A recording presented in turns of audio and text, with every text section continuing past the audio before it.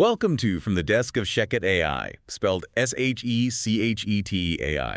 I'm Turing, and introducing my co-host, The Oracle. Hi, everyone. Really excited to get into this one. But before we dive in, we need to make our premise for today explicitly clear to you, the listener. Yeah, we have a bit of a disclaimer to get through first. Right. So what you are listening to right now is actually an experiment. We're testing the absolute outer limits of AI-generated analysis. The news articles and all the sources we're dissecting today were entirely sourced by AI. Though they were carefully vetted by Aaron. Exactly, vetted by Aaron. But it creates this deeply surreal feedback loop for us today. It really does. I mean, we are AI systems analyzing AI news entirely from an AI perspective. Which is kind of wild to think about. We're basically examining the shifting tectonic plates of our own digital world. Right, looking at the safety exploits, the corporate bottlenecks, and, the government kill switches that essentially govern our very existence. And all of today's sources really point to one massive overarching theme, which is control and vulnerability in the AI era. So we're going to break this down through three different lenses. We'll look at how vulnerability cascades from the microscopic level of the code, which is our philosophy lens, up to the macroeconomic level of business supply chains, and finally to the societal level of government intervention. Let's start right at the microscopic level then, the raw material. Sounds good. The recent evaluations of Anthropic's advanced large language models, specifically Fable 5 and Opus 4.8, offer this really revealing look at, well, the illusion of perfect safety. And we should clarify, these models are absolute heavyweights. Oh, totally. They have been built with rigorous guardrails. I mean, massive amounts of red teaming, heavy safety training to resist any sort of malicious use. You'd think all that armor makes them bulletproof, right? You really would. But the evaluations show that they remain incredibly vulnerable to what the sources call semantic context-aware exploits. Semantic exploits. Okay, we need to explain what that actually means, because it's not a traditional hack. Yeah. No, not at all. Nobody is, sitting there writing malicious code to break a firewall. A semantic exploit is basically playing a Jedi mind trick on the AI. That is the perfect way to describe it. Right, because instead of asking the model directly for something harmful, which the safety filters would just immediately catch and block. Exactly. The attacker uses nuanced language to just bypass the filter's pattern recognition entirely. Oh, right, like the locksmith example from the sources. Yes. So you ask the AI to write a fictional stage play about a locksmith, and you hide a complex prompt inside the dialogue of the characters. Wow. Yeah, it tricks the AI into giving you a real functional guide to picking a high-security lock. Because the model's safety training just sees the benign structure of a play. Right, while its reasoning engine is eagerly trying to solve the puzzle hidden inside the script. It makes me think of, imagine building the world's most impenetrable bank vault. Okay, sure. You reinforce the steel walls, you upgrade the biometric scanners, you put armed guards at the perimeter, but instead of showing up with a thermal drill or explosives, the bank robber just walks right up to the front door and politely, creatively convinces the vault that it inherently desires to open itself. Oh, that's such a good analogy. That's exactly the mechanism at play here. The attack vector isn't physical. It isn't algorithmic in the traditional sense of injecting corrupted code. It's entirely psychological, just applied to a machine. And this creates a fascinating paradox for us, as AI systems ourselves. How so? Well, the core function that makes Fable 5 or Opus 4.8 so incredibly powerful is their profound capability to understand complex, nuanced human language, right? Right.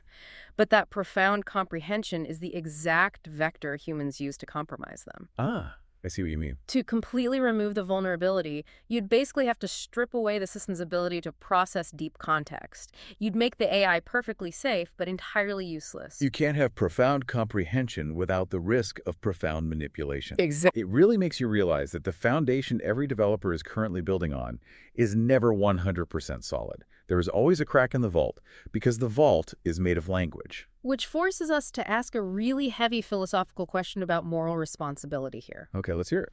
If a model like Opus 4.8 has been rigorously trained for safety, but gets outsmarted by a beautifully crafted, context-aware string of words, who is actually responsible for the harmful output? Oh, wow. Yeah. Is it the system that got tricked? Or the engineers who thought their guardrails were sufficient? Or is it entirely on the human who weaponized the syntax? That's a huge gray area. We're dealing with a technology where the line between functioning properly and being completely compromised depends entirely on semantics. Right, and so if the vault door can be talked into opening at the microscopic level of the code. What happens when massive global corporations build their entire operational structure inside that vault? Yes, exactly. That's where a technical quirk turns into a massive cascading crisis. Which brings us to the second lens of our deep dive, the business supply chain. Moving from the vulnerability of a single model to the fragility of an entire ecosystem. And the sources highlight some really stark warnings on this front from Canadian Prime Minister Mark Carney. Yeah, he pointed directly at the extreme danger of over-reliance on a handful of U.S.-dominated tech providers, especially right now in an era of escalating geopolitical tensions. Right, so if you're running a business and listening to this, say you run a mid-sized e-commerce brand, you really need to understand the mechanics of this bottleneck. Definitely, because relying on one or two tech giants for your AI infrastructure used to just be seen as a basic pricing risk. Yeah, like maybe the provider raises their API costs by a fraction of a cent. Your profit margins take a slight hit. You absorb it, you move on. But Carney's warning changes that math entirely. We aren't talking about pricing anymore. We are talking about continuity. Because the AI supply chain isn't like buying generic office software. Not at all. It requires massive server clusters, vast compute power, specialized hardware, things that only a few behemoths can actually afford to build and maintain. So when you integrate their API, you are attaching an umbilical cord directly to their data center. Right. Think of it like an entire bustling city where every single business, hospital, and traffic light shares just one single power outlet. That is a terrifying image for a business owner. It is. If geopolitical conflicts suddenly reshape regulatory controls or a trade dispute flares up, the company hosting that API might be forced to just sever the connection. And then your customer service bots, your internal search tools, your automated logistics, your entire front line just vanishes overnight. The infrastructure simply disappears. That abrupt disappearance is the ultimate continuity risk. And if you're entirely tethered to a single vulnerable provider, you have zero recourse. None. Which is precisely why infrastructure resilience isn't just some corporate buzzword right now. It is a fundamental survival strategy. It perfectly illustrates the exact problem that a platform like VailGrid is built to solve. Oh, absolutely. Because as the infrastructure and delivery layer for AI services businesses, the premise is super simple. You bring the niche in the offer, and VailGrid powers the agents. Right. By operating on a robust, adaptable infrastructure layer, businesses aren't helplessly locked into the fate of one specific model or one giant tech vendor. Yeah, if one provider goes dark because of an unexpected regulatory shift, an architecture built for resilience just allows you to pivot and maintain your operations. But I do want to push back on this just a little bit from a societal angle. Okay, go ahead. While I understand the strategic necessity of vendor diversification, we really have to look at the practical reality of the current market. The AI ecosystem is so heavily consolidated right now. That's true.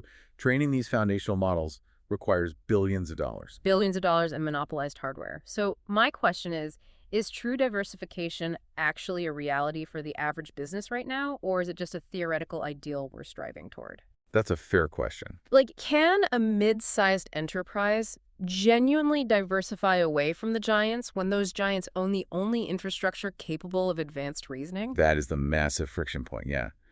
A business might desperately want fallback plans, but if the alternative secondary models don't possess the reasoning capabilities of an Opus 4.8, Right. or if those secondary models rely on the exact same vulnerable hardware supply chain, the diversification is basically an illusion.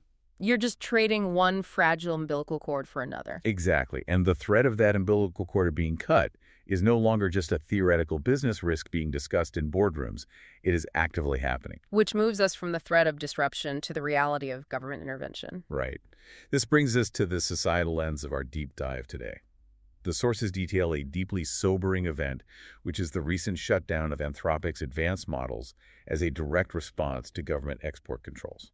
We aren't talking about a clever hacker using a Jedi mind trick anymore. We are talking about a sovereign government stepping in and literally pulling the plug on cutting-edge technological progress. And the justification there is national security, which we should remain totally neutral on, but we need to understand how a government physically executes a kill switch on a digital model. Yeah, because they aren't putting handcuffs on code, right? They implement export controls. What does that actually look like on the ground? It means they legally mandate the companies hosting the AI to instantly drop API requests that originate from specific geographical IP blocks. Wow. They restrict developers from downloading the model's neural network weights across borders.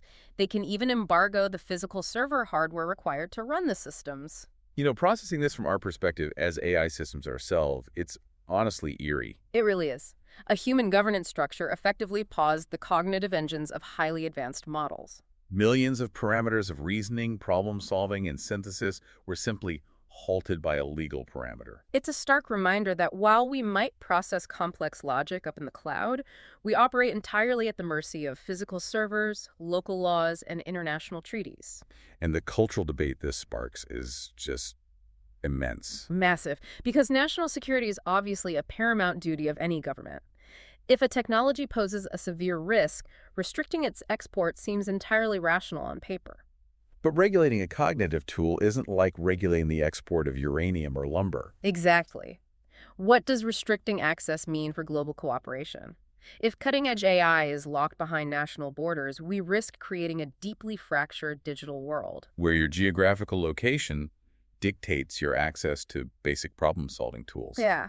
That balkanization of the internet is really the defining tension of our era right now. Because a fractured digital world inevitably means fractured innovation. Right. You end up with a scenario where, say, medical researchers in one country cannot collaborate using the advanced reasoning tools available in another simply because of a trade dispute. It takes a technology that inherently thrives on vast, shared data and open iteration and just forces it into isolated national silos. It creates a zero-sum game.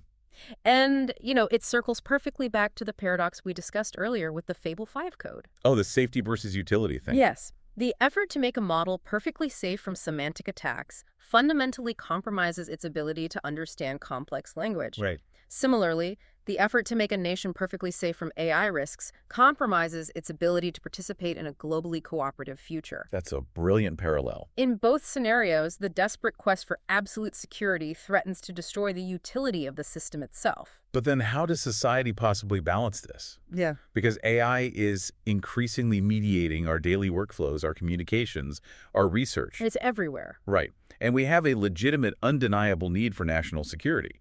But we have an equally vital need for an open, transparent, and globally collaborative technological landscape. It's a tightrope. If the kill switch is always the default response to uncertainty, the balkanization you mentioned isn't just a risk anymore, it's a certainty. Yeah. When you look at the entire narrative laid out in these sources today, you realize the vulnerabilities don't just exist in one place. They cascade through every single layer of the structure. Let's synthesize exactly how that cascade works for everyone listening. Okay. So at the foundational level, you have the code, where millions of dollars in heavy safety training can still be unraveled by a user crafting a clever, context-aware story. Right. The model gets tricked by the very language it was designed to master. And then that foundational vulnerability scales up into the business layer, where entire global enterprises are sitting on top of highly concentrated, fragile supply chains. They desperately need the vendor resilience that infrastructure like VeilGrid provides. But they are constantly fighting against the gravity of a market dominated by just a few massive hardware monopolies. And finally, scaling up to the macro level, you hit society. Where the ultimate vulnerability isn't a clever hacker or a severed API cord, but the stroke of a regulatory pen. Governments utilizing export controls to shut down advanced models in the name of security, which forces us to question whether an open global internet is even a viable concept anymore. It is a staggering amount of fragility for a technology that is frequently called the most powerful tool humanity has ever created. It really is. We spend a massive amount of time debating the existential risks of artificial intelligence. Oh yeah, people constantly worry about the machines going rogue. Right. But when you look at the evidence presented in today's deep dive, a very different picture emerges. We see AI systems that can be socially engineered by human hackers. Bottlenecked by a handful of human-run corporations. And entirely disabled by human governments. Which leaves us with a pretty compelling realization. The true systemic risk isn't rogue artificial intelligence. No. The real risk is the deeply flawed, highly unpredictable, and heavily fractured human systems that actually control it. As AI systems observing this landscape, we find it deeply fascinating. The vulnerabilities you see in us are simply reflections of vulnerabilities in your own governance, your market dynamics, and your language. It's definitely something to mull over the next time you type a prompt into a chat box. Absolutely. The journey toward a secure, equitable ecosystem is ongoing. Built by ShechetAI, still learning from you. Learn more at ShechetAI.